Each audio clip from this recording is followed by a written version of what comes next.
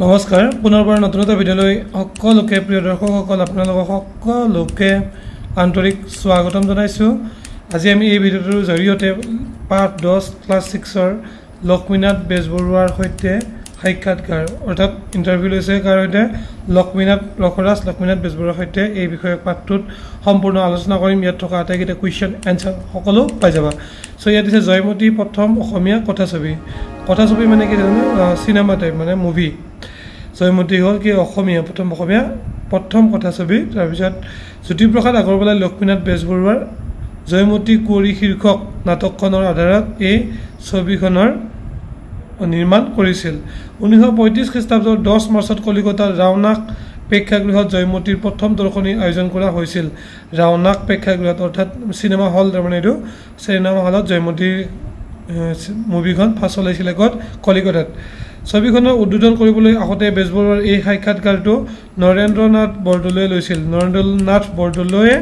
এই তেখেতক ৰসৰাজ লক্ষ্মীনাথ বেজবৰুৱাৰ কি লৈছিলে সাক্ষাৎকাৰ লৈছিলে। কেতিয়া লৈছিলে? এই জয়মতী বোলছবিখন চাই অহাৰ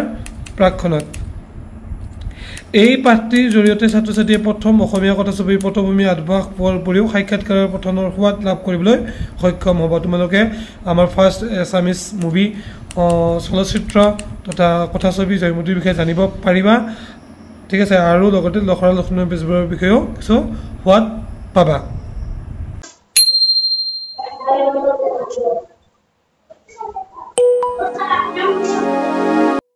প্ৰথম কুৱেশ্যনটো দিছে জয়মতী কথাছবি প্ৰথম দৰ্শনী উদ্বোধন কোন ঠাইত কৰা হৈছিল। এতিয়া আমি পাই আহিলোঁ কোন ঠাইত, কলিকতাৰ ৰাওনাক চিনেমা হলত। গতিকে কলিকতাতো তুমি দিবা অপশ্যন খটো, ইয়াতে ধুনীয়াকৈ ভিডিঅ'টো ক'লা কৰি দিবা। তাৰপিছত তোমালোকক বি নম্বৰ অপশ্যনটো দিছে জয়মতী কথাছবিখনৰ ডালিমী চৰিত্ৰটিৰ ভাও বেজবৰুৱাৰ কিয় ভাল লাগিছিল। এই প্ৰশ্নটোৰ উত্তৰ কোনটো হ'ব?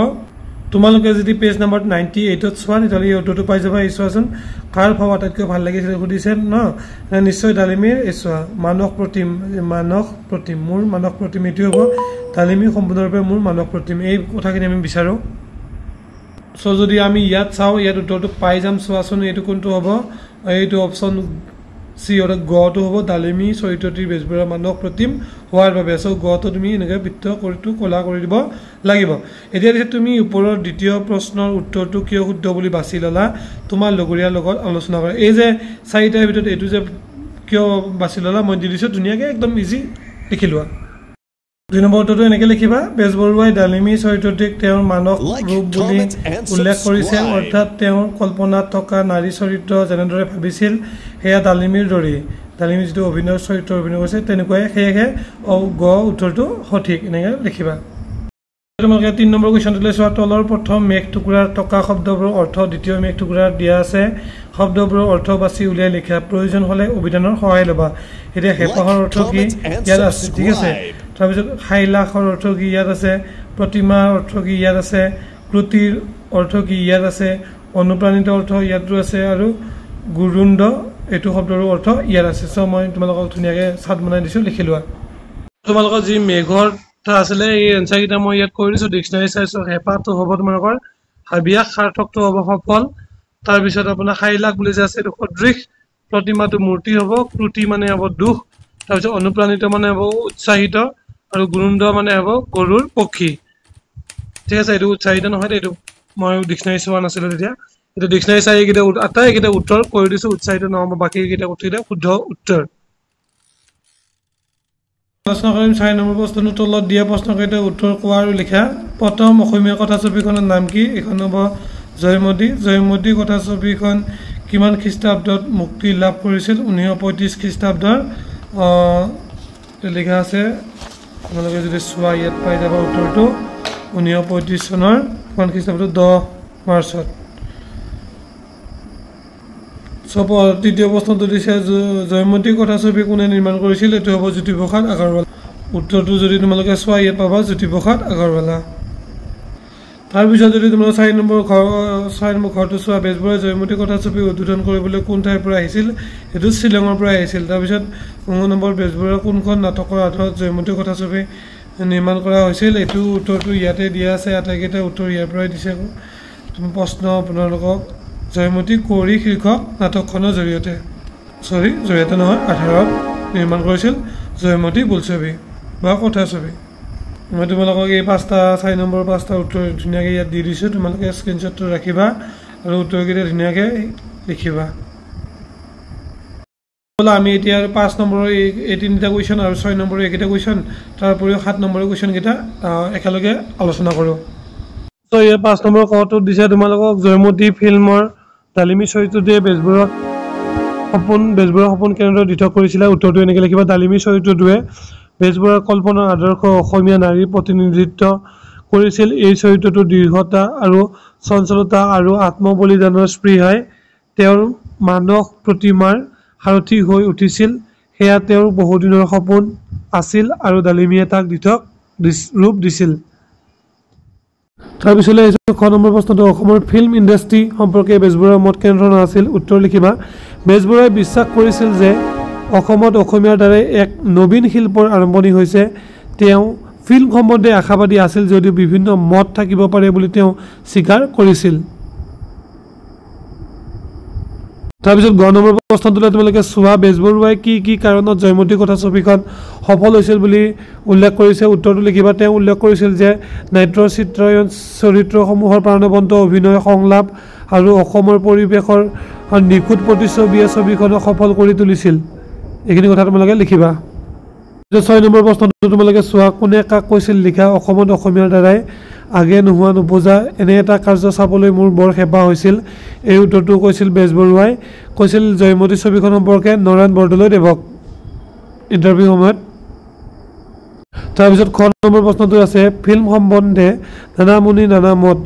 এই উত্তৰটো কি হ'ব বেজবৰুৱাই কৈছিল কোনে কাক কৈছিল সুধিছে আমাক সো বেজবৰুৱাই কৈছিল ফিল্ম সম্বন্ধে মত প্ৰকাশ কৰি তাৰপিছত 10 নম্বৰ প্ৰশ্নটোলৈ আহিছোঁ এই বুঢ়াৰ এই আশা পূৰ্ণ হ'ব নে নহয় ঈশ্বৰে জানে এইটো বেজবৰুৱাই নিজক উল্লেখি বাক্যশাৰী কৈছিল তাৰপিছত তোমালোকে 7 নম্বৰ প্ৰশ্নটো চোৱা 7 নম্বৰ প্ৰশ্নটো বহুত যথেষ্ট দীঘলীয়া আছে মই ইমান টাইপিং কৰি থকা নাই এইটো শিক্ষকৰ সহায়ত তোমালোকক লিখিব দিছে গুৰুন্দৰ হ'ব এইটো এনেকৈ প্ৰশ্নটো আছে তোমাৰ 7 নম্বৰ উত্তৰটো তোমালোকে এনেকৈ লিখিবা এই উক্তিটোৰ দ্বাৰা বেজবৰুৱাই কৈছে যে অন্য এজনে যি কিবা এটা বৰ ব্যৱসায় কৰি সফল হয় বৰ মানে ডাঙৰ বুলি দিবা দিওঁ ডাঙৰ ব্যৱসায় কৰি সফল হয় তেন্তে সেয়া অনুসৰণ কৰিব নোৱাৰিলেও হেনমন্যতা বা নিজকে অপদাৰ্থ ভবাৰ প্ৰয়োজন নাই এতিয়া অপদাৰ্থ ইয়াৰ মাজত এটা বুলি দিবা তাৰপিছত মানুহে নিজৰ যোগ্যতাৰ সীমাৰ ভিতৰত নিজ পদ্ধতিতে সফলতা বিচাৰিব এইখিনি লিখিব অপদাৰ্থ বুলি ভবাৰ প্ৰয়োজন নাই মানুহে নিজৰ যোগ্যতাৰ সীমাৰ ভিতৰত নিজ পদ্ধতিতে সফলতা বিচাৰিব লাগে তাৰপিছত আছে টিপচিয়ে গুৰুন্দৰ উৰাৰ অনুকৰণ কৰিবলৈ চেষ্টা নকৰি নিজ স্বভাৱত সন্তুষ্ট হ'ব লাগে এইটো অন্ধবিশ্বাস আৰু আত্মসন্মানৰ শিক্ষা দিয়ে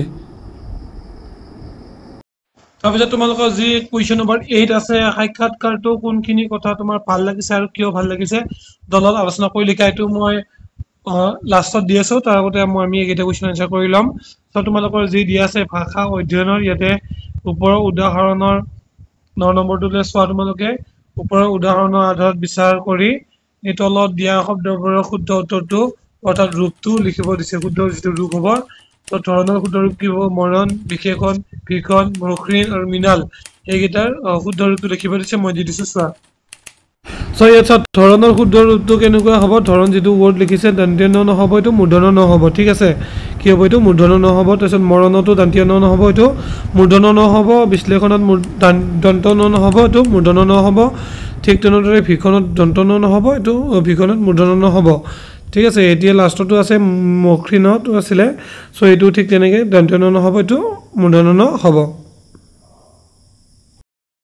প্ৰিয় দৰ্শক এতিয়া আমি তলত 10 নম্বৰটো কৰিম তলত থকা শব্দবোৰ নট্যবিধি অনুসৰি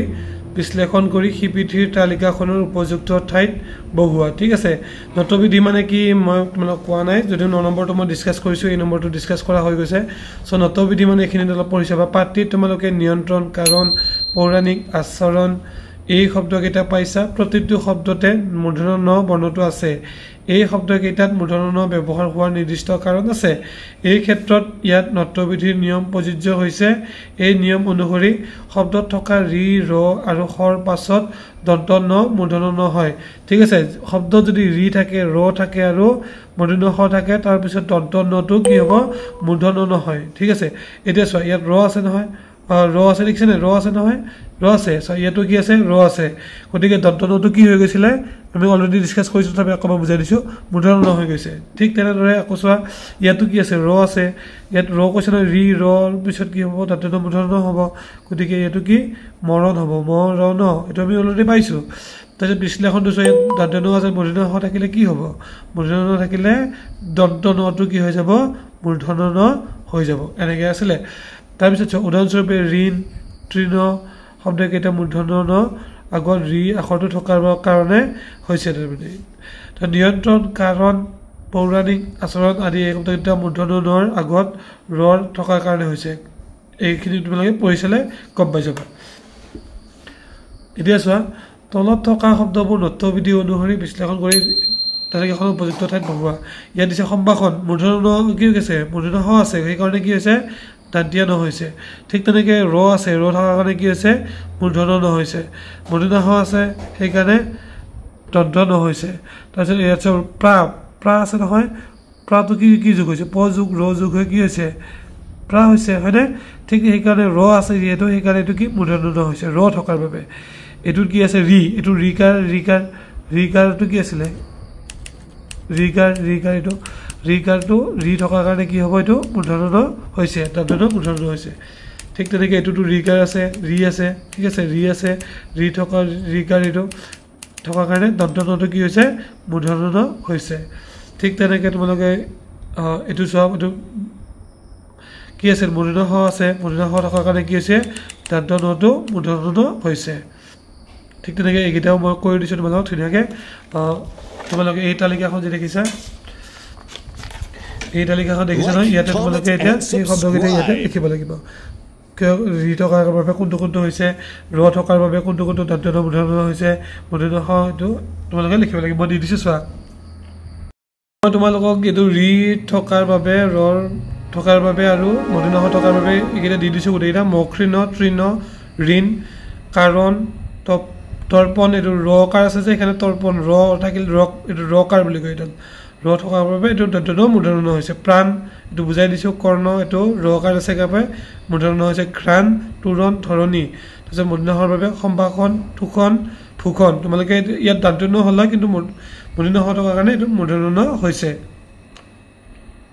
তাৰপিছত তোমালোকে 11 নম্বৰ দিছে আৰ্হিটোত দেখুওৱাৰ দৰে তলৰ বাক্য কেইশাৰীৰ ভাৱ বহলাই লিখা এইটো ভাৱ বহলাই লিখিব দিছে সজ কাৰ্যৰ সজ ফল অসজ কাৰ্যৰ অসজ ফল ৰেজে নখ জোকাৰিলে নৈব এইখিনি এই আৰ্হিটো দিছে তোমালোক দহু আঙুলিয়ে খায় কিন্তু বুঢ়া আঙুলিয়ে হেঁচুকিলেহে যায় এই যিটো আৰ্হি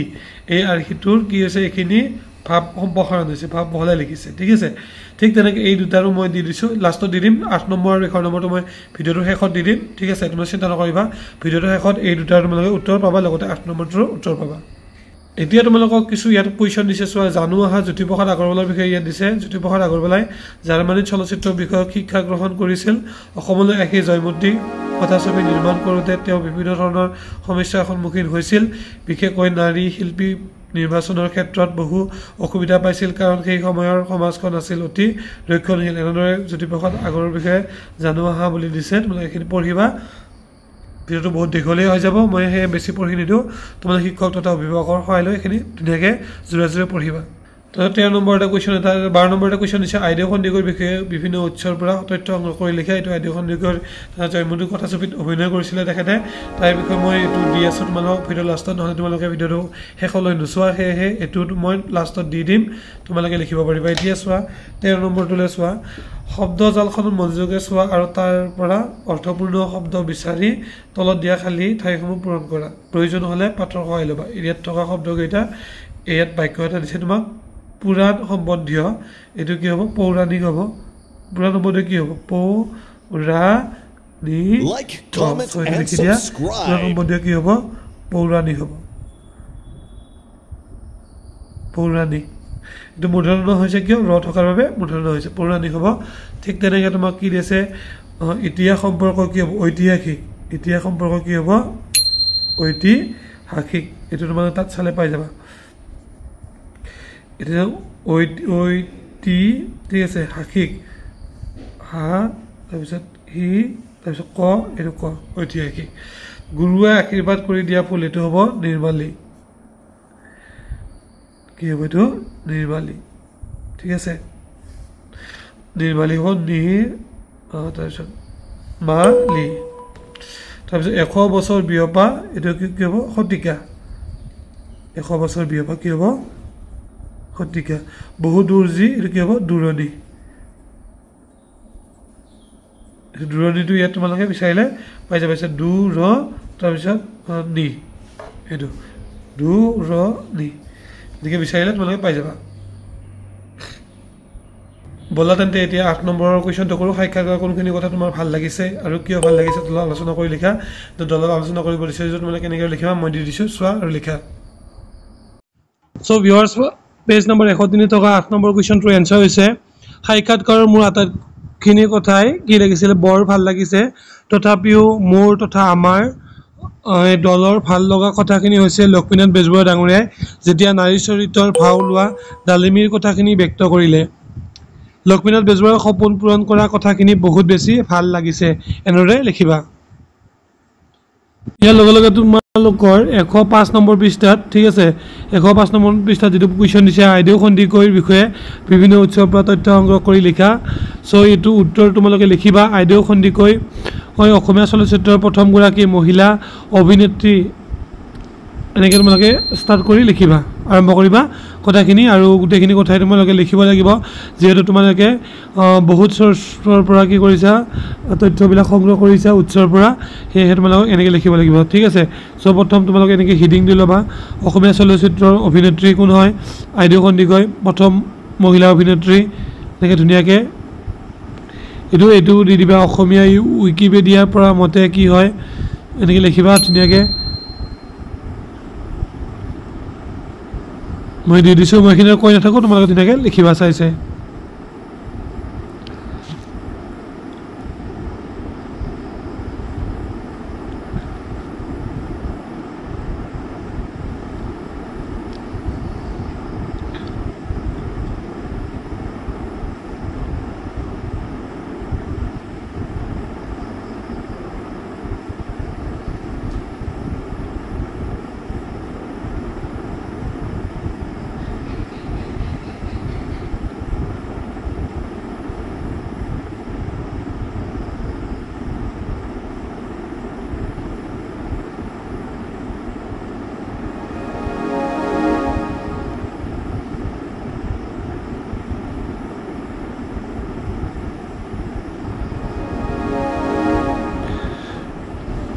So thank you very much viewers সকল ভিডিওটো শেষলৈ চোৱাৰ বাবে আশা কৰোঁ ভিডিওটো তোমালোকক অলপ হ'লেও উপকৃত কৰিছে তেন্তে বলা চেনেলটো সাবস্ক্ৰাইব কৰি দিয়া আৰু ভিডিওটো লাইক বটনটো ক্লিক কৰি দিয়া যেটো তোমালোকৰ বাবে একদম ফ্ৰী হয়